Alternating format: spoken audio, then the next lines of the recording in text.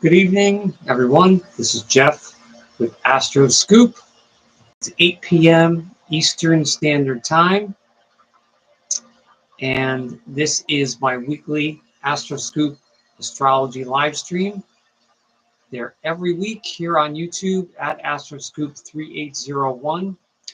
Right now on Fridays, either 7 or 8 p.m. So it's 8 p.m. Eastern Standard, looking to the west. Incredibly dark, obviously, and very, very cold. In fact, we're getting ready for the little storm coming in a couple days. It's like we're going to get an actual real storm here. And so the days are getting longer.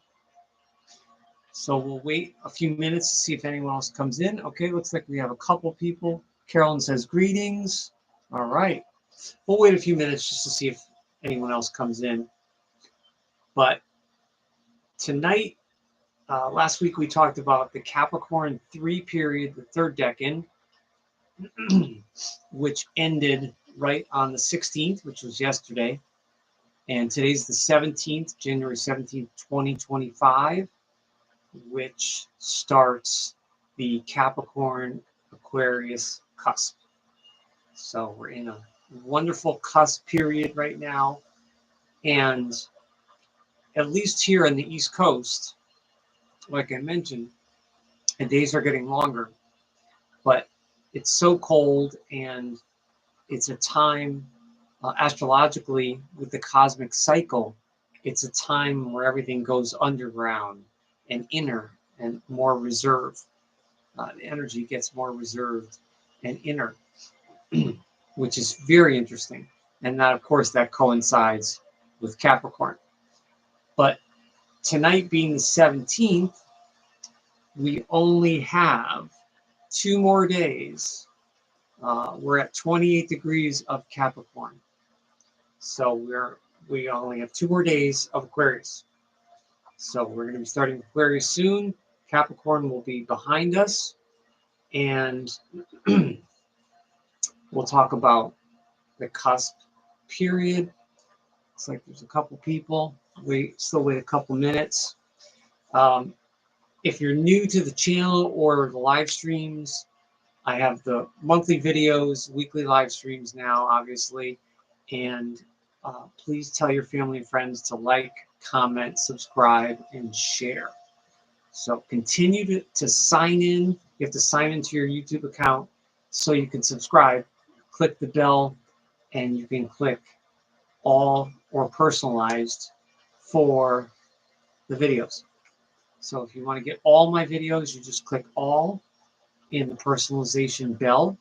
If you want to just get some, but not every single one, you click personalized, and depending on what you watch or look up on my channel, it will suggest other videos.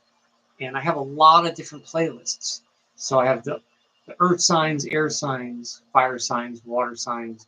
Then I have the cusp sign playlist, celebrity playlists. So if you're looking for a particular video or you want to play around with that, just look at my playlists, and you can start from there. And but definitely subscribe, because I still have over 80% of my viewers are not subscribed. So that'll really help the channel to move forward. Because right now we're growing, but growing really slow. It's like a tortoise pace, very, very slow. But some movement is better than none. So as long as we're moving in the right direction, moving forward for 2025, that's a good thing. If you care to donate to the channel, you can donate to me at Venmo, at Astroscoop, capital A, capital S, or PayPal. And if you need any assistance with that or an idea, please let me know. You can email me, and I will let you know what to do. But it's not about the amount. It's just about the intention and the thought. We just want to get good thoughts going. So any donations are always appreciated, especially for a small channel like mine that's growing. And this channel has always been kind of microscopic in the world of YouTube. So it's not as small as it was, or once was, but it's still kind of small. So we have to get there. And I definitely Need your help. You know, YouTubers, whatever you want to call us. Um, I'm not a full-time YouTuber, at least not yet, but I don't do this full-time, but a lot of people do. And, but it's anyone that's done this for more than a year on any regular basis, a year or two, 3, 4, 5 years, knows the struggles you go through to try to come up with content and stay on it and keep your mind sharp, keep fresh, market, advertise, try to understand the algorithm and the keywords and all this stuff. So there's a lot going on, and definitely small channel struggle. That's par for the course. So any support is greatly appreciated. So as I mentioned, last week was Capricorn. So tonight will be the last live stream where we talk about Capricorn. So all of you Capricorn people having a birthday in the last month, happy birthday. You're almost done with your solar return. And tonight we're going to talk about the Capricorn-Aquarius Cusp, which runs from today, the 17th, to right around the 22nd or 23rd. Now, when I was looking through the constellations, the stars of Capricorn and the constellation of Sagittarius, and in that area in the sky, some of the ancient astronomers have the dates a little different because of the degrees with the stars. And that gets into all the other systems of astrology.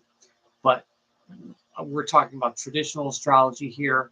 So I'm following this week in terms of the cosmology or the cosmic life cycle of the 12 months and the 12 signs of the zodiac. That's what I'm following. And Capricorn is the 10th sign. We're almost in the 11th, which is Aquarius. And then, of course, Pisces is 12th. So when we look at it in terms of a life cycle, the cycles tend to be in 7 years. So the 12 signs, if you're looking at someone that's approximately 84 years old, or 84 to 90, or 80 to 90 for a lifespan, this Capricorn Aquarius cusp now would be closer to late 60s, or maybe around equivalent to around a 70-year-old person, or a 70-year-old transition of life energy, and what a 70-year-old person would be preparing for the later days of their life, most likely not working or not working as much, and then delving into more imaginative, practical and or creative projects, because they have, possibly nothing but time. And that also goes for, people in their 80s and 90s too. But it's interesting because when you look at the 12 signs in terms of the age, Capricorn is at the end. It's a 10th sign. It's the 10th house of career, and it is a proper sign. It's a sign that likes to do things properly and correct, and that gives it a certain wisdom or maturity. That doesn't mean all Capricorns are naturally incredibly responsible and mature people for their age, but Capricorns, usually it's when they're young, they're more serious, depending on what responsibility is thrust on them. They're young, serious, and then Capricorn gets better with age. And that also goes for any strong Saturn in the chart. Someone has Capricorn rising, any Capricorn planets, but also major angles to Saturn. If someone has a Sun-Saturn aspect, or a Mars-Saturn, or a Venus-Saturn, or Saturn to the ascendant, that is going to give a serious and purposeful vibe to those planets. But it will also give some tension and some lessons, which won't always be easy. So the Capricorn Aquarius cusp, which starts today, this is longer days, but it's just as cold and it's just as inner as it was a couple of weeks ago. But even today, I was out at 4:30, 4:45 driving, and I could see the brightness of the sun, the power of the sun. And even at 5 o'clock here, Eastern Standard, 5 o'clock, it was just starting to get dark. So it's really moving and changing, which is so nice. It's so nice for it to be so cold, but yet 5 o'clock and not completely dark and gloomy. And that's the energy you can feel with nature as we're going into Aquarius this week. It's amazing. And if you meditate on, it doesn't matter if you do tarot, meditation, music, astrology, it doesn't matter what tool you use, sound frequencies. If you just tune into the Earth's energy, just meditate and get quiet, you'll start to feel these shifts naturally. And then, of course, if you know your chart, you know the energy of the cosmos, the cosmic chart, you'll just naturally start to attune to that and know when you're feeling a little tired. Like today, I'm feeling kind of just heavy and tired, and some days more ebullient, more full of energy, or if it's just a transition period, especially after the full moon that we just had. So let's talk about the transits briefly, because I know that people pop in. Usually they want to hear about the transits before we talk about Capricorn and the celebrities. And the transits are, not a lot changes in a week or two for the most part. You have to wait a month, 2 months, 3 months. And then for the outer planets, you're looking at 6 to 12 months, for changes or affecting certain planets in your natal chart, making a conjunction or an opposition sort of thing. But I mentioned last week how the chart, tonight's chart, or last week's chart as well, does not have much fire. So there's the wheel. And you can see there's Aries, Sag, and Leo's over here. There's virtually no fire in the cosmic sky right now. So a baby born tonight, right now, he or she has, it's not that there's zero fire, but there's the emphasis or the score, or the weighting. Most astrologers score certain points in the chart, elements, the qualities. And so a baby born right now would have Sagittarius on the 4th, Aries on the 9th house, and then Leo on the house of Pisces, which is the 12th house. So there is an influence there, but it's not nearly as strong as having a rising sign or the midheaven or major planets in fire, depending on if it's involved in an angle or not. So the fire signs right now are taking a back seat. They're laying low right now for the most part. So for any of you that have major fire signs in your chart, there is not a lot to speak of, except for if you have Sagittarius planets that are in the middle. We have Saturn at 15 of Pisces, and we also have Venus. So that we have a perfect conjunction of Venus and Saturn tonight in Pisces at 15 degrees. So any Sagittarius planets getting a square from the Pisces, Virgo at that point is getting an opposition, and Gemini would be getting the square as well. So that's kind of prominent because we have Venus, Saturn, and Neptune in Pisces. The Neptune is very late, it's at 27, so that will be entering Aries. And so for Sagittarius, that's getting the square. And then for Aries or Leo, with Leo, it's an inconjunct, so there's adjustment, but it's not necessarily very major. But the Saturn in Pisces at 15, it's exactly halfway now. And I know I've been talking about this for months. And I know I'm repeating myself, but obviously there's different people in every live stream. There's different people every month and new viewers. So I'm getting comments from viewers from other countries, and I'm trying to cater my content to delivering that. So I'm saying the same things, but I'm also saying them in kind of in different ways to try to, keep things fresh, keep things going here.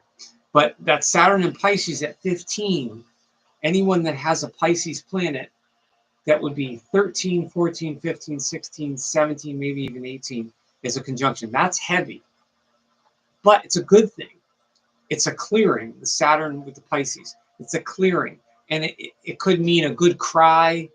It could mean some structured creativity.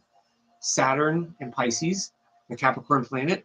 And for 2 days, our ruling planet with the sun is still Saturn and Pisces. In 3 days, it will be Uranus in Taurus. So that will totally change the vibe. And we'll get back to that fixity that we talked about even last year. We talked about that fixity last year when we were in Aquarius. And so all that mutable Pisces energy there. The moon is in Virgo tonight, but there's no major Virgo that's transiting. And then, as I mentioned, we have the Jupiter in Gemini. That's at 11 retrograde. That's moving extremely slow, and it will continue to move slow. But towards the end of the year, you're going to see all of these planets changing. You're going to see the Neptune and Pisces going into Aries. And then eventually Saturn's going to make its way into Aries. So in the next year, even 6 months, there's going to be a lot of interesting and good shifts. And we have Mercury's in Capricorn still.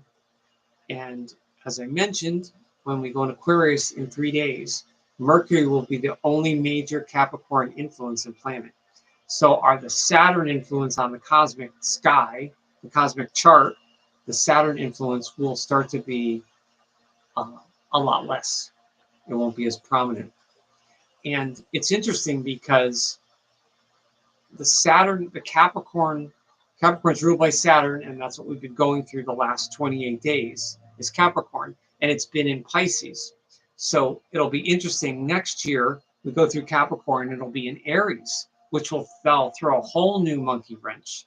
Instead of a sextile, it'll be a square. And then it won't have that watery influence, and it'll be in a more aggressive sign that's not melancholy. Whereas Saturn in Pisces is a little melancholy, and it shares that with that sextile with Capricorn. But Pisces people, if you're a sun in Pisces and you're in the middle portion of Pisces, you're getting the Saturn-Sun conjunction, which is definitely helping to shape you up, or it could potentially mean problems through work or males. It could be tension or sensitivity with males or work, especially if it has anything to do with the 6th house.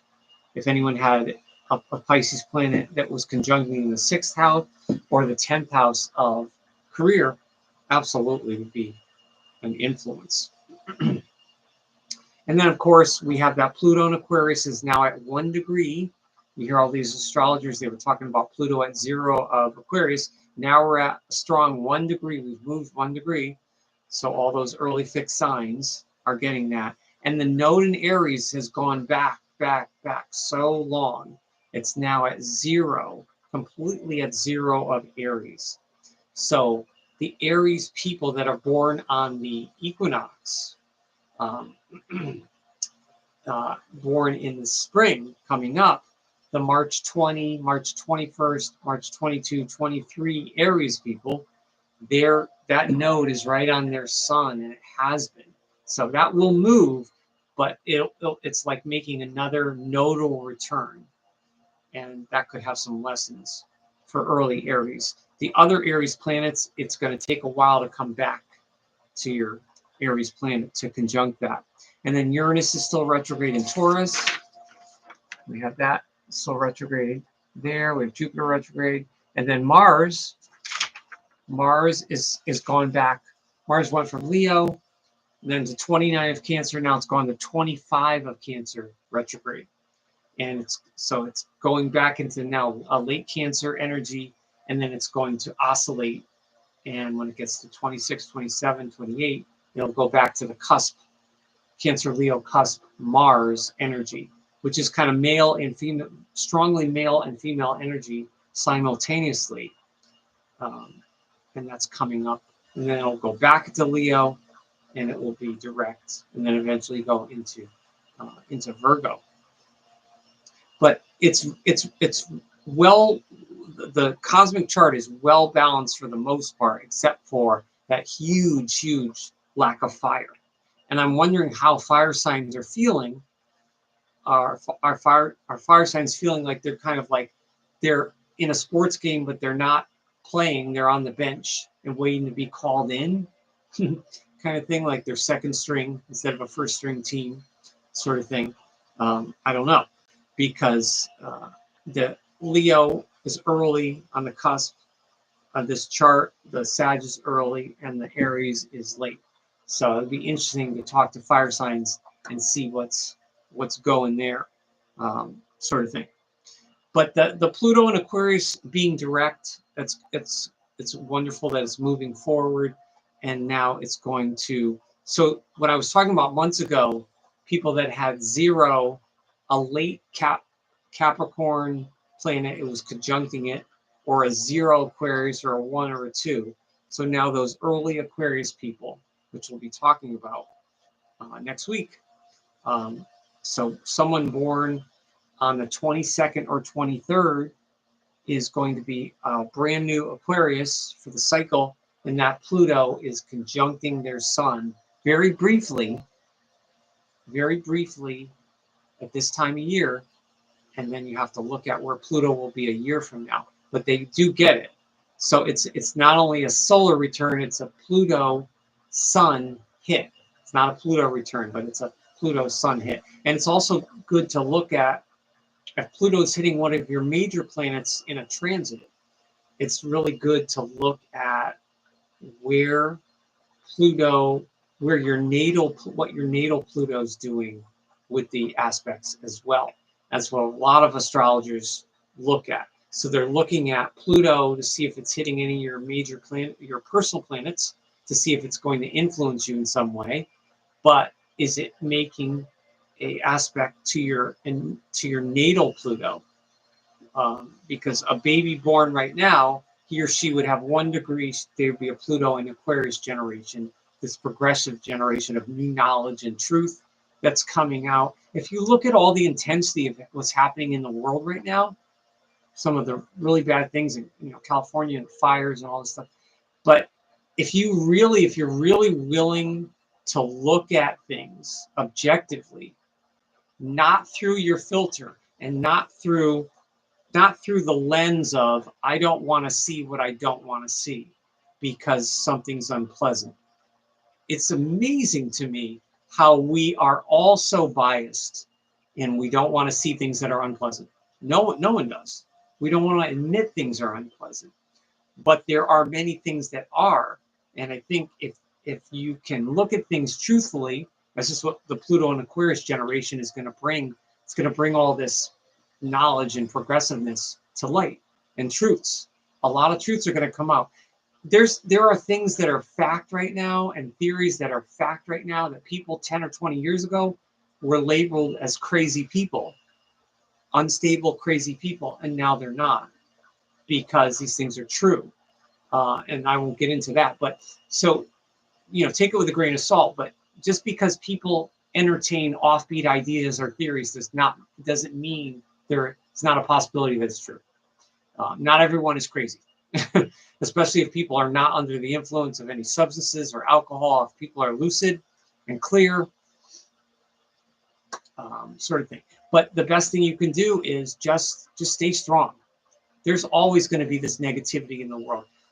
Governments create chaos for various reasons, and a lot of times with money. But you just have to stay the course. You gotta adapt and flow with it. So if we can adapt and flow with it, then you might feel a hit, and we can't give into all the fear about COVID and everything. Like, we're giving into so much fear. Should we be concerned? Yes. Should we be vigilant? Yes. Should we be preying on this fear? No. Should you give up your spirit because the government or someone told you that this is dangerous or that's dangerous? Guess what? Those things have always been around in history. They've always been there. Viruses, fires, disasters, tragedy, death. It's always been there. So I'm not making light of anything. But what I'm saying is those things have always been there. And our grandparents and great-grandparents and great-great-grandparents, they all got through it somehow, right? They went through extremely tough times, 1700s, 1800s, early part of the 1900s, the wars, depression. So think of it that way. And so we can't, you have to be vigilant, you got to watch, but you know, it's not a good time with Pluto and Aquarius bringing out the truths. It's not really a good time to give into the fear, to give into the fears. That doesn't mean you're not going to feel fearful. Yeah, we're all going to feel fearful every now and then. That's normal, and you shouldn't deny it. You shouldn't, you know, you shouldn't deny that. You don't want to be like toxic, have this toxic positivity where everything is great and rosy when it really isn't. But then again, you don't want to focus on all the negative either. So it's a delicate balance. And there's a whole host now of like holistic psychologists and healing people and psychiatrists and everything, you know, on social media, which is great because they're taking kind of old scientific ways and they're making it more holistic to help heal people. So it's just a great thing. And, you know, astrology is just another tool to help people with that. So I digress, but those are the transits, and that Pluto and Aquarius is going to bring out all this stuff that's happening, you know, in the world. So just stay strong and breathe. You know, I keep seeing all these therapists on X and Instagram. They're all talking about somatic breathing, right? They're all talking about the diaphragmatic breathing. Get that breathing going, not just, but get the real breathing, get that real breathing going. And keep, you know, keep your center. Stay who you are. You know, that's all you can do. And there's going to be, I'm sure there's going to be more fearful stuff this year, but it's just par for the course. So the Capricorn-Aquarius Cusp combines Saturn and Uranus. So we've been talking about Capricorn, the goat, which is ruled by Saturn, and Aquarius is Uranus, which is the awakener. So now we have Saturn and Uranus. So what happens when you shake up and roll the dice and you add Uranus to the otherwise kind of straight-laced, serious, and kind of dry Capricorn Saturn energy? Well, this particular week, people born between the 17th and 22nd or 23rd, I've known many people born this week that I've either done readings for, or I had some friends are born this week, and I've known several people in other capacities as well that I can think of off the top of my head, work, etc. So this cusp, you know, the cusp period is always an interesting blend, and cusp periods are very powerful, and because they combine the strengths of both signs, but they're also somewhat unstable and erratic. You know, cusp people are probably the hardest people of the year to pin down because of those two energies working simultaneously. And I know a lot of cusp people, just acquaintances, and I know in my family there's so many cusp people, and it's really interesting that you see those two signs that are so different, but you see the traits kind of blending. So this is kind of active, practical.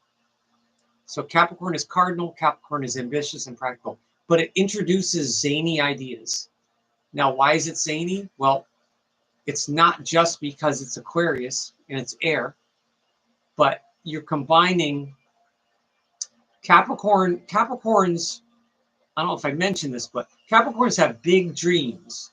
They don't always seem like they do because they seem so kind of quiet, studious, and ambitious about whatever they're doing. Whatever project Capricorn's wrapped up in, they're just doing it systematically, quietly, studious, and you know they're going to get it done.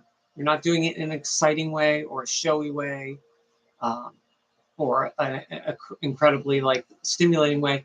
But now that when we get to the cusp, we bring that Capricorn ambition, and now we add Uranus, the awakener, for zany ideas. So now you have practical projects.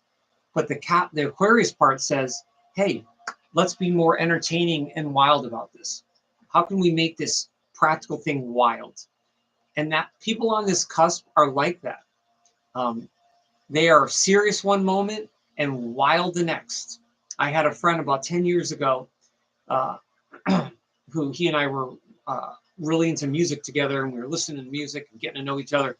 And when I met him, he had this laugh, and it wasn't like a Sagittarius laugh or a Leo laugh. It was just this earthy laugh. And then he would like stop the laugh on a dime, and then he would have all these interesting ideas about music and things, and he would get more serious and more focused about it.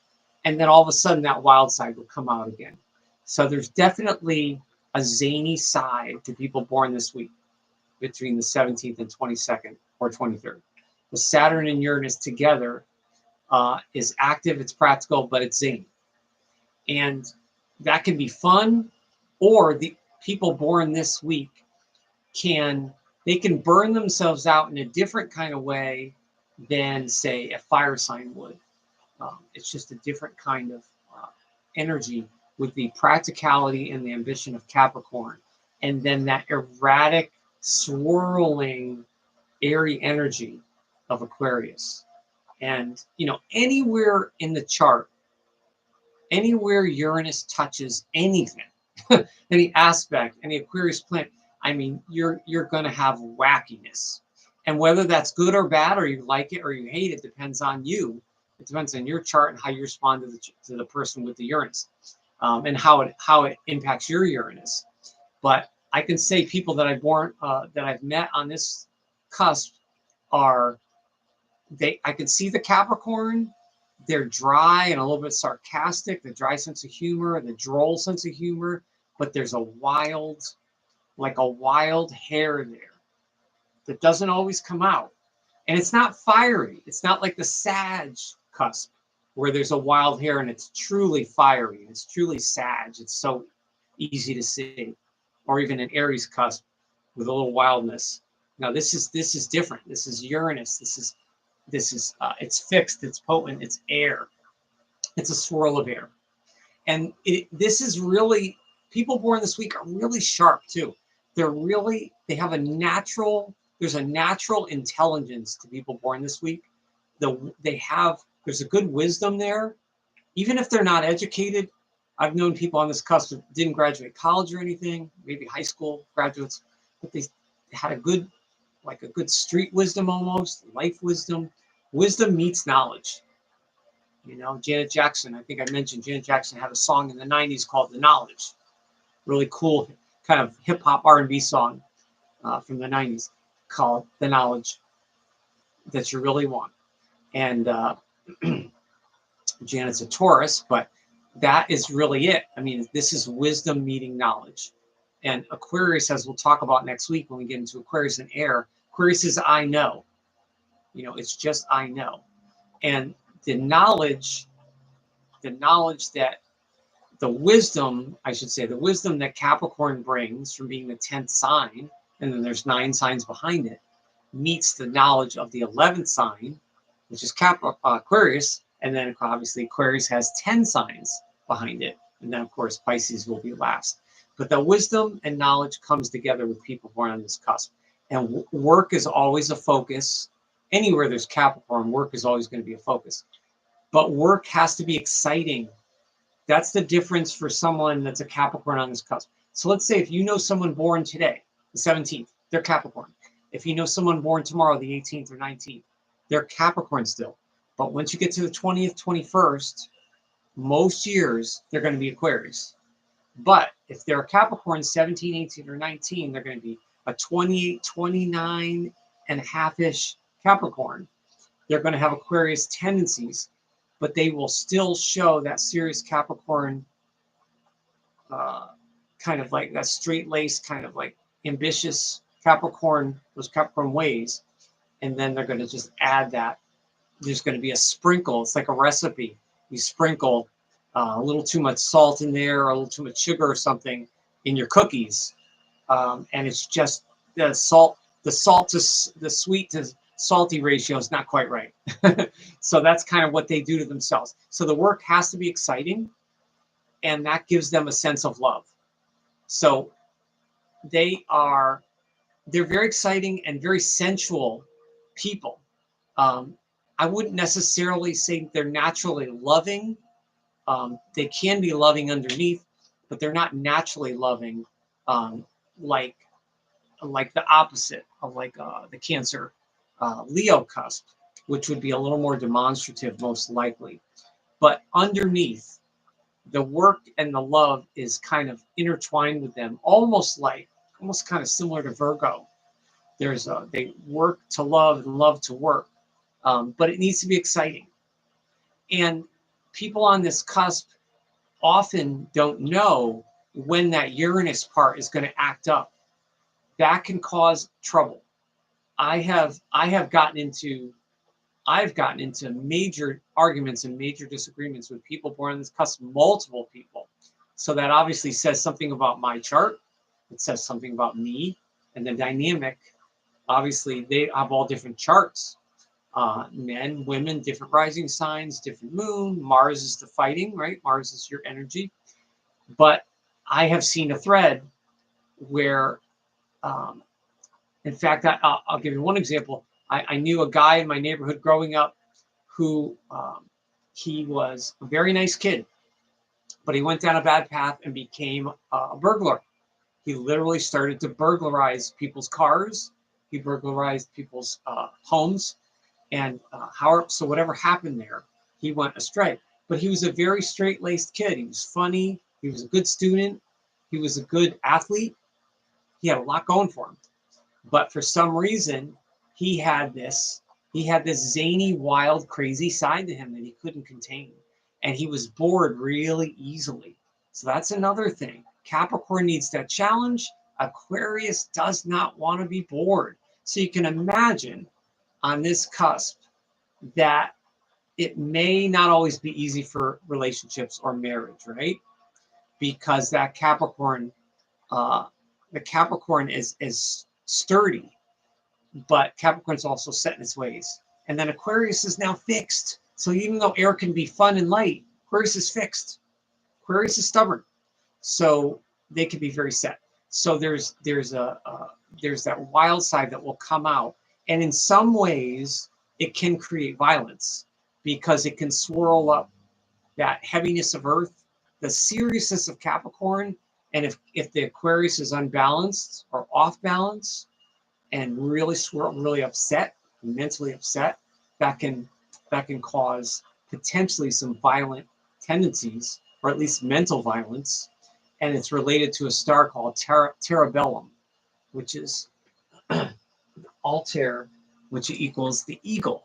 So the eagle is one of the symbols on the constellation of Sagittarius, where the late Capricorn degree sits. So that's kind of interesting. And so the violent tendency might not be literal. It might not be physical violence. It could be psychologically. It could be emotional. It could be mental, or they could do it to themselves. Like the person I mentioned, that person that went down a bad path. I have no idea what happened to him, but there's definitely a need for the people born on this cusp to soften. They need to do something to soften the edges that they have.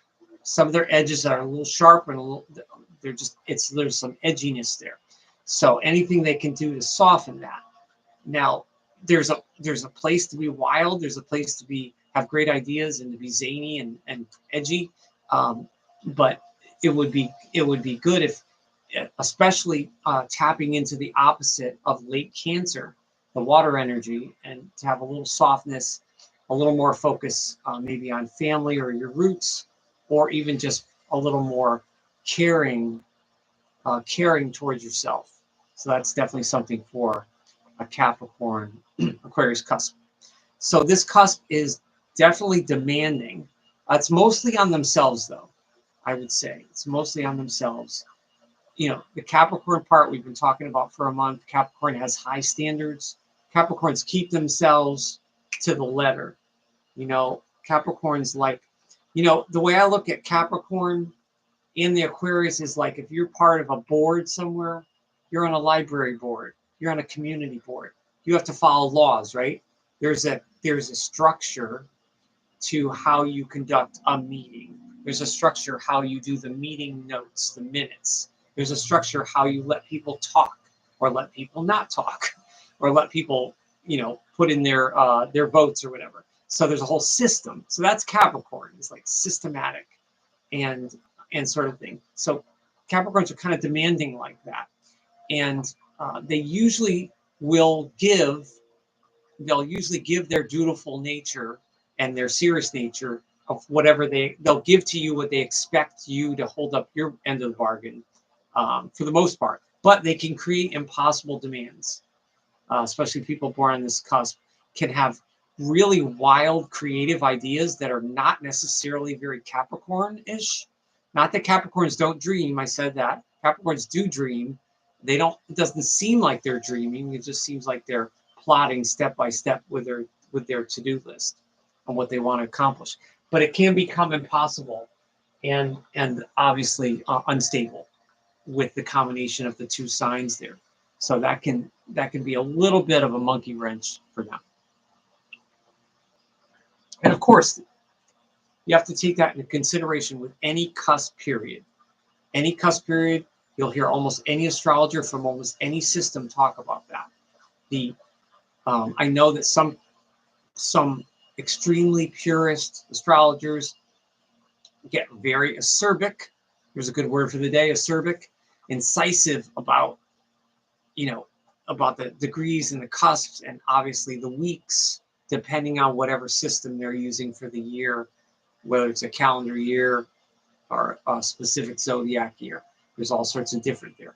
But basically, when you're dealing with the cusp there, you're dealing with, you know, we just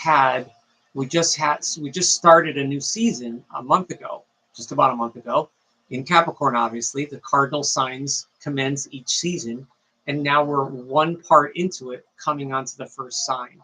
So we're still, you know, we're waxing with the new year here, and we're going to be going right like that towards spring as we finish out Pisces, and then eventually we will start again another cycle in Aries and start the cycle all over again. So that sort of thing. But there's a clash, unpredictable. Definitely there is a quality to people born in this week, and I've seen it in all the people that I've known this week. I've seen it in every single one of them. There's a little bit of a cantankerous kind of streak. I'm not sure where that comes from. I don't know if that's the Saturn, the Uranus, but there's again, I think it has to do with standards. It's like correctness standards, you know, and there's nothing wrong with that. We all have our little ways, but it could almost be like a little compulsive factor in terms of which makes them clash with themselves and other people, and because of that unpredictable nature. Now that's not all negative. I don't mean to say all negative stuff here, because people born on this cusp are they're really intelligent, really smart. I've noticed heck of a lot of fun. They can go from serious to like riotous laughter in like, you know, 2 minutes. And they are also can be very community oriented, because you're combining the 10th and 11th signs. We're in the last zone of the zodiac, which is much more spiritual in terms of community and groups, and not as much self, not as much ego or selfishness, or like kind of an infantile selfishness, like when we start the zodiac. But so very good with community and groups, and can have very good, serious and purposeful ideas, and can bring a lot to their community, their clubs, and obviously to work. And there's a lot of strong physical and mental energy there to get things done. And that Aquarius adds that, you know, exciting component, whereas the earlier Capricorn, like a Capricorn born on January 1st, which is the week of the ruler, is all Saturn. it's not that that Capricorn can't be fun or exciting. It just means it's not as prominent, and you would have to look to their Saturn or something else in their chart to bring that out of them, that sort of thing. So the Cancer Leo cusp, as I mentioned, is the opposite, and that's what we'll be talking about in 6 months, the water fire cusp. So the goat obviously is still a symbol, just for a couple more days, the goat or sea goat, but now we bring in the water bearer, and the water bearer is on the on my picture there on the page. The water bearer is the bearer of, it's not a water sign. Aquarius is not a water sign, it's an air sign, but it's like bearing the all the knowledge and different kinds of knowledge. Capricorn's also very knowledgeable. It's more practical, it's more accumulative through life experience or that kind of wisdom. And Aquarius is also life experience, but when we'll talk about with Aquarius, it's more, Aquarius is very unique, very, very unique in its talents and knowledge. So the water bearer, like I said at the beginning, begins earth and air coming together. So earth and air. And when you think about, if you just close your eyes and you think of earth, you think of the Capricorn or the goat climbing or the denseness of dirt.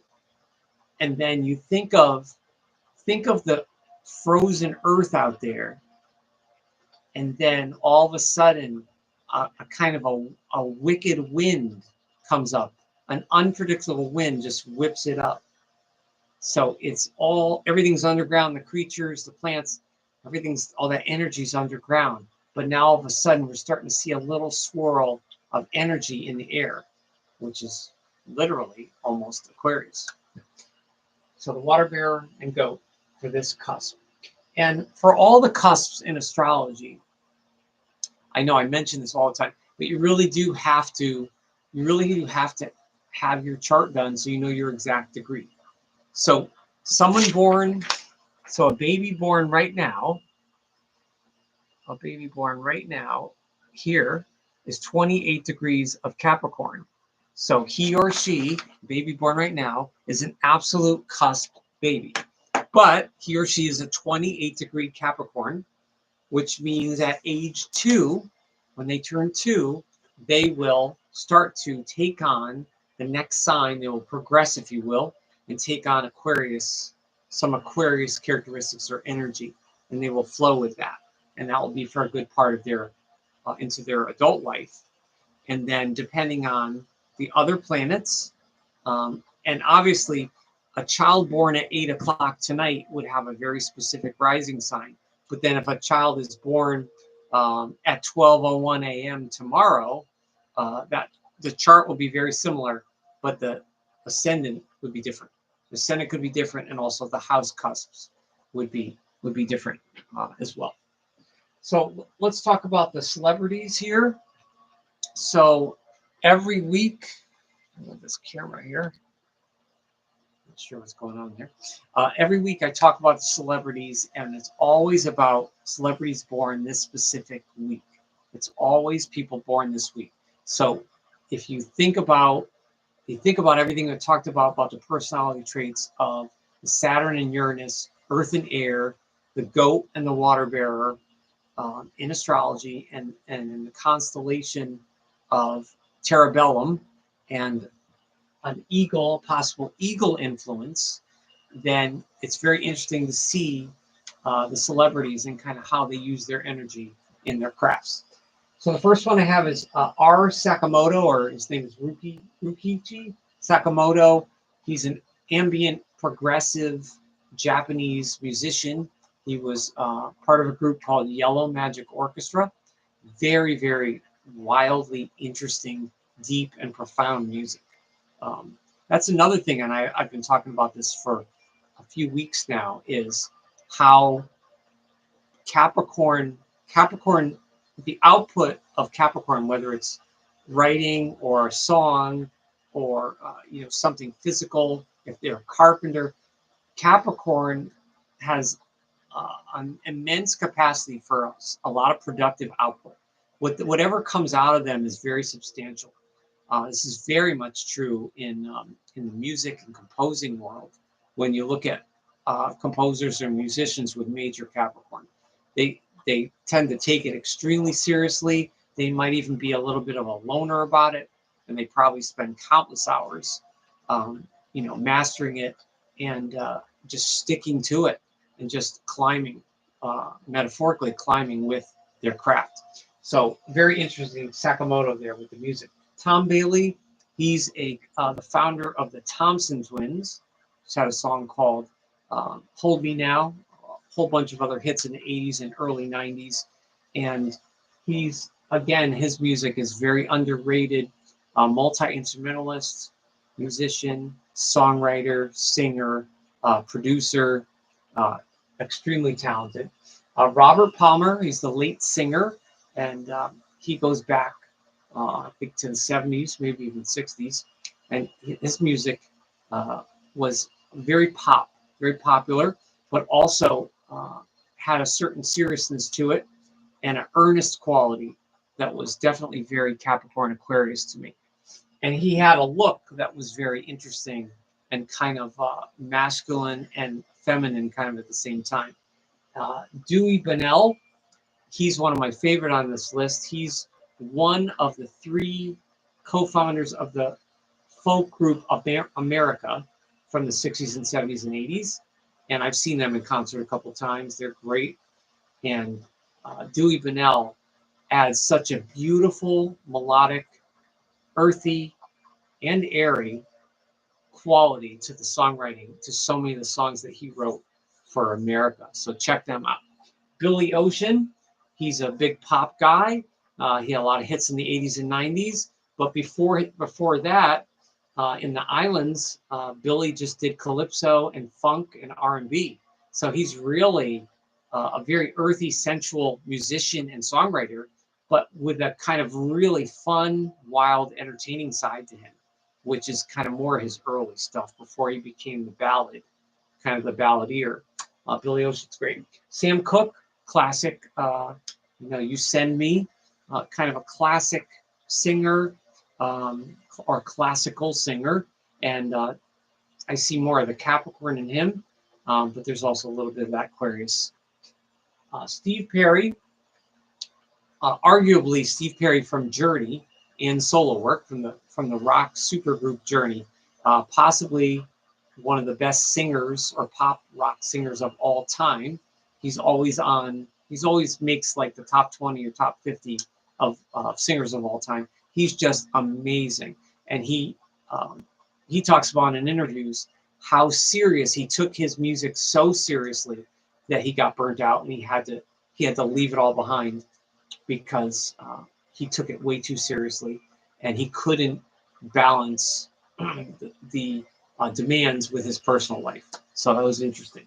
Paul Young, he's a British singer, and he's has quite a few hits, much more in Europe than he did in the United States. He had a couple of hits here in the States, but he's much more prolific and much more of a pop icon or songwriter in Europe. Reno Wilson, he is a modern day actor, middle-aged actor, African American. He's is in some Netflix, I think a Netflix and Amazon series. He might be in the new Dexter series, I think. But I've seen him in some TV work. He's great. He's very interesting. He's got a good smile. He's funny, but he's very serious and he's intense.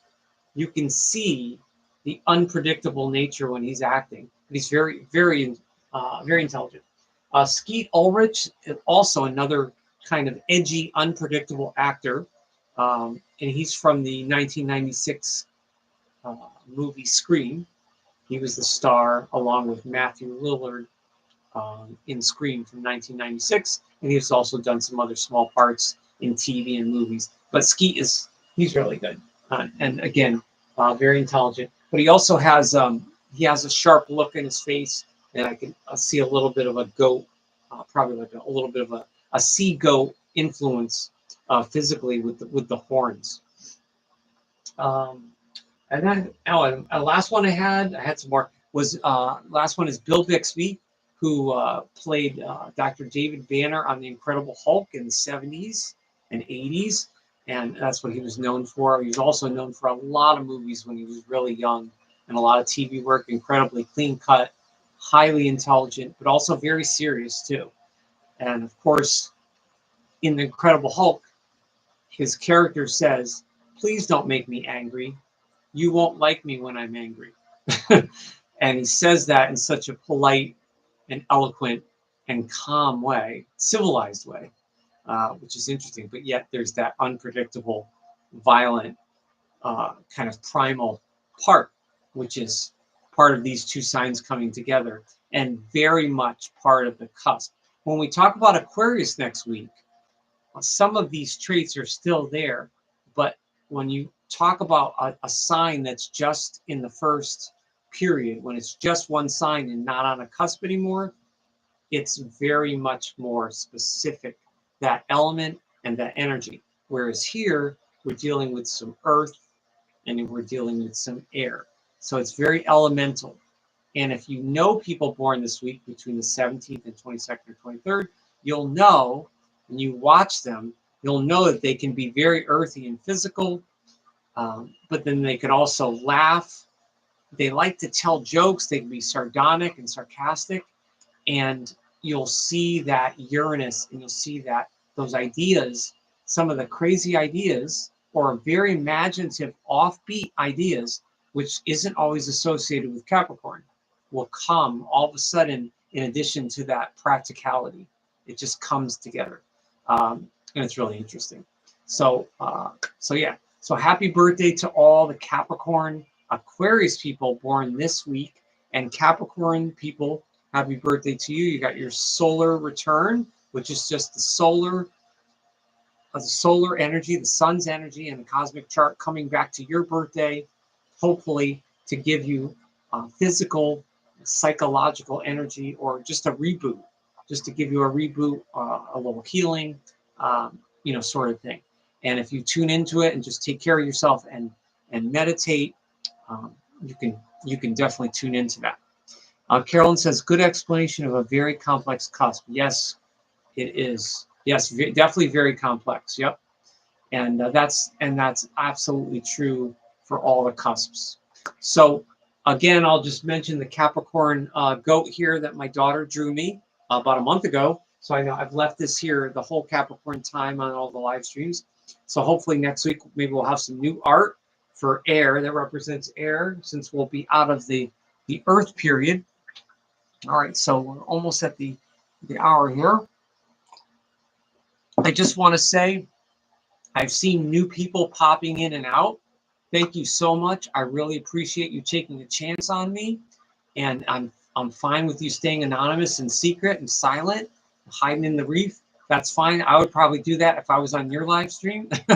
So I really, really appreciate that.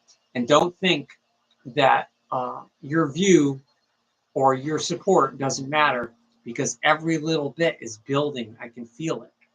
Every little bit is building. It's every little tiny bit is a thread. It's a thread of all of us moving forward. So it's a wonderful thing. I really, really appreciate, especially in the last 3 or 4 months, all the new subscribers from other countries, Pakistan, Argentina, India. Really, really appreciate it. I've had so much support, especially on certain videos as well, from those other non-US countries. But also thank you to the US, because in the last week, 40% of my views are from the United States. So that means I'm getting some new views and new subscribers here in the States as well. So I really appreciate taking a chance on Astroscoop. So just a reminder that the live streams right now are every Friday here on YouTube at Astroscoop301. You can also follow me on X, Astro_Scoop, and I'm also on Instagram, Astroscoop7, where I do a lot of reels, and I'm always putting this together. And then my videos, which I haven't been doing as many of, but I hope to soon. The videos are, this is kind of the long form version of my videos. If you want to check out my last Capricorn video, that's from last week, check it out. It's the essence of Capricorn. And that's it for my Capricorn. Probably won't be talking too much about Capricorn after tonight, and I know I won't be doing any more Capricorn videos. So, but let me know. Please comment. Leave me a comment on the stream or any of the videos, and let me know what you might want to see for the new year. And we'll go from there. I really appreciate it. Don't forget to like, comment, subscribe, and share. It's really important. Until the next one, stay safe and be yourself. Have a good week.